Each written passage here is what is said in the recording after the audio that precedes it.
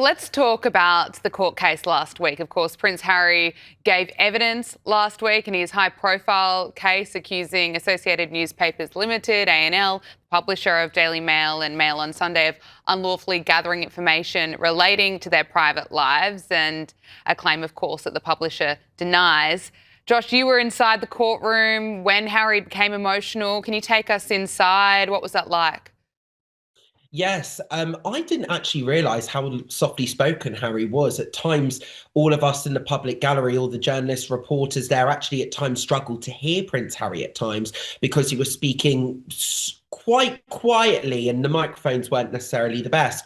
But yes, what I would say is my first assessment of it, he was very much angry, very much frustrated. The judge intervened 3 times during his testimony, the judge saying a number of times that the judge was trying to be quite nice to Harry. The judge said, I see this on the stand all the time.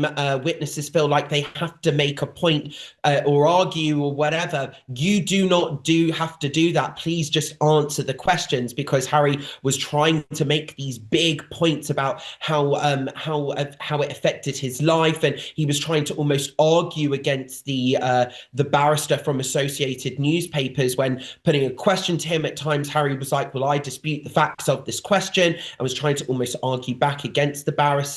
So he appeared very much frustrated, very much angry. But the testimony was contradictory, because on one hand, he was saying how, oh, it's not possible. My inner circle wouldn't leak to the press. They know journalists. They know who's who. They wouldn't leak. But then on the other hand, he was also saying things of, well, my circle of trust and my circle of knowledge was decreasing. And if I did get suspicious, I would cut people off.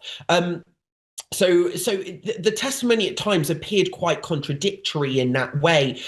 When he got emotional, that was very much towards the end of the testimony, because these are historic allegations going back to the late 90s to the early 2010s with some of these articles.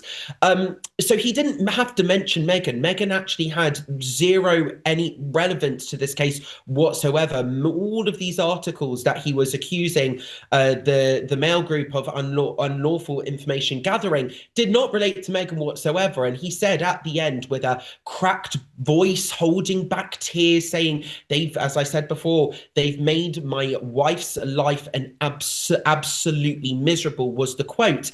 And again, this was kind of, I don't want to say his crusade. Well, I think I did earlier in the program, but he was very much kind of hammering home the point of a dislike of the press, of the tabloid press, going on and on and on, again with this contradictory information. But there was one point as well which was very interesting, because there was one article that the Mail printed about a rumoured love interest, the TV presenter in the UK called Natalie Pinkham. And Prince Harry said Natalie Pinkham has not been and never has been a source, even though her words were actually directly attributed in that article. So the judge actually had to tell Harry what a source in journalism was.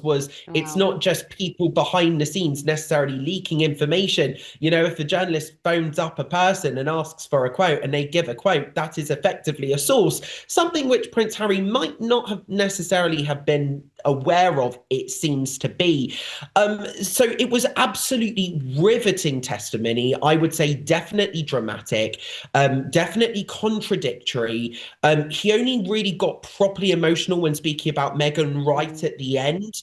But there was quite a lot of revelation. So he didn't deny using a social media platform, Facebook. However, he did deny using the name Mr. Mischief, which was quite entertaining in the courtroom. And at the beginning, there was a bit of a hoo-ha, a bit of confusion over how he was going to be referred to, whether they referred to him as His Royal Highness. Of course, that HRH title should remain inactive, as he's not a working member of the royal family. So that was the kind of deal that was struck with Her Late Majesty the Queen.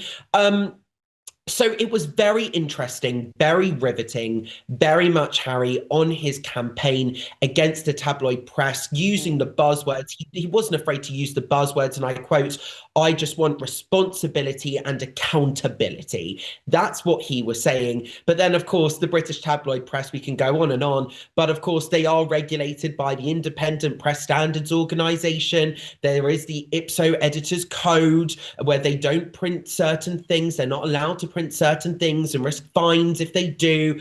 And obviously the News of the World newspaper was shut down back in the day as well. So the press is in a different place now. There is responsibility, there is accountability. And Prince Harry, of course, not necessarily knowing all the facts, or at least not wanting to present all the facts. And I think to a certain extent, not wanting to accept the fact that the Associated Newspapers would never reveal their sources, and no journalist would ever reveal their sources.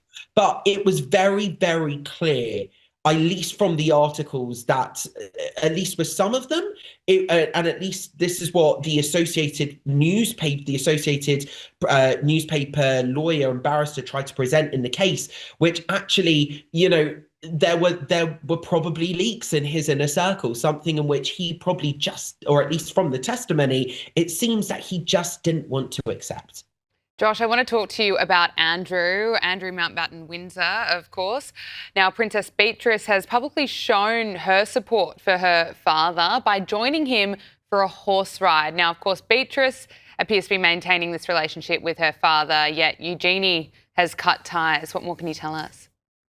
Yeah, so Princess Beatrice was seen in Windsor, spotted on a horse ride with Prince Andrew, as you said. They were spotted outside for around 45 minutes. Prince Andrew looking rather downcast as Beatrice was accompanied by her 4-year-old daughter Sienna and walking alongside a groom. That's according to the Mail that Prince Andrew Andrew Mountbatten Windsor looked downcast. They were wandering the grounds of Windsor Castle. It was also reported that Beatrice visited her father at his soon-to-be former home, Royal Lodge, before he moves over to Marsh Farm on the Sandringham estate. Beatrice, it's been reported, has taken a more nuanced approach than her sister, who was seen to have according to the Mail, who had the exclusive on this. Eugenie took a rather, quote, dim view of some of her father's activities and his refusal to properly apologize to any of the victims of Jeffrey Epstein. Now, of course, Princess Eugenie works for the anti-slavery collective as well to help counter sex trafficking. So this is, of course, a cause that is very dear to her heart. So it's obvious. So you can see why she's taking this rather hardline approach with her father. We also know, of course, that Princess Beatrice was involved behind the scenes in the negotiations with the team from BBC Newsnight, most noticeably Newsnight interviews producer Sam McAllister, who was previously speaking to the palace in those months. Andrew Mountbatten Windsor did bring Princess Beatrice along to one of those meetings when Emily Maitlis was brought in to speak with Amanda Thirsk and to speak with the team with that last ditch attempt to pitch that interview. So we know Princess Beatrice has been slightly more involved with Andrew, taking that more nuanced approach, whereas Princess Eugenie, it's been reported, cut off along the lines. The comparison was made between Brooklyn Beckham. Well, let's talk about Brooklyn Beckham. There's been an update. David and Victoria Beckham have appeared together publicly for the first time since Brooklyn Beckham launched that blistering attack against his parents. So Victoria and David, they stepped out as Victoria received one of France's most prestigious cultural honours in Paris, Josh. Yes, that's absolutely right. And I think what can be said about this is and people are saying online, this is a message to the royal family. This is how you do it, because it wasn't just David and Victoria. They were surrounded by the rest of the family. So Romeo and Cruz, their 2 other sons with their partners were there alongside their 14-year-old daughter, Harper Beckham, as well, which, by the way, she looked quite downcast at certain points because actually, when they were seen in Paris walking out of the venue all together, the paparazzi, I've seen the footage online, the paparazzi were asking, where's Brooklyn? Where's Brooklyn? Why isn't he here? Which seemed somewhat, I don't want to say nasty, but somewhat petty, the European press there. It's just a very sad situation. Brooklyn Beckham has gone absolutely nuclear with that blistering attack.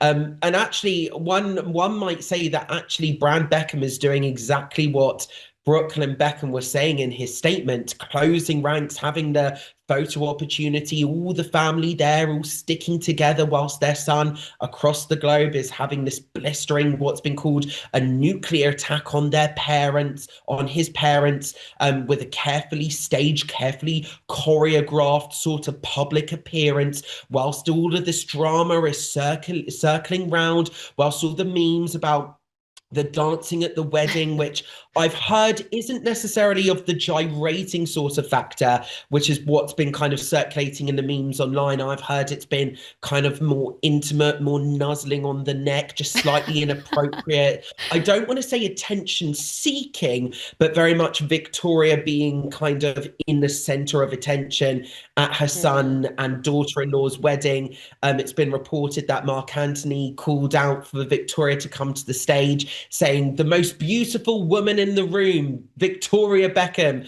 when of course when you're at a wedding you should always refer to the bride as the most beautiful woman in the room. But I think, you know, people actually have asked me when Brooklyn released that statement, my phone obviously blew up, people wanting the tea, wanting all the goss, wanting the information. And actually, what I think the situation boils down to is, and I think it's entirely possible that Nicola Peltz, I'm not saying she is, but she might be perceived to be spoilt and entitled and come from a billionaire. And then at the very same time, David and Victoria might have maybe a little bit of a problem with, you know, not having Brooklyn under their thumb anymore. Because if we do compare it to Meghan and Harry, I know a few people online have. Meghan was the one, when marrying into the royal family, was marrying into the name, the money, the status, the clout, being a princess slash duchess. You know, that was what she was going into. Whereas this time around, it's Nicola Peltz's family, the Peltzes, they're the billionaires. They have money that David and Victoria could only dream of. David and Victoria pummeling their millions of pounds into what's been deemed as a failing fashion business for Victoria, even though I think it's fair to say her beauty empire has actually been the real moneymaker there and is actually a success, and the makeup and the beauty products have been a success for Victoria, as well as their Netflix documentaries. However, Brooklyn marrying into that family has given him agency to do what he wants. He's now got the support of Nelson Peltz, the billionaire hedge fund manager, businessman from America, who's supporting his business and his venture now. And so he's effectively, I don't want to say escaping the clutches, but he's the one moving away from being under the thumb of David and Victoria. And they might have a problem with loosening control, with that kind of loosening of control of Brooklyn, not having him under the thumb. As Brooklyn said in his statement,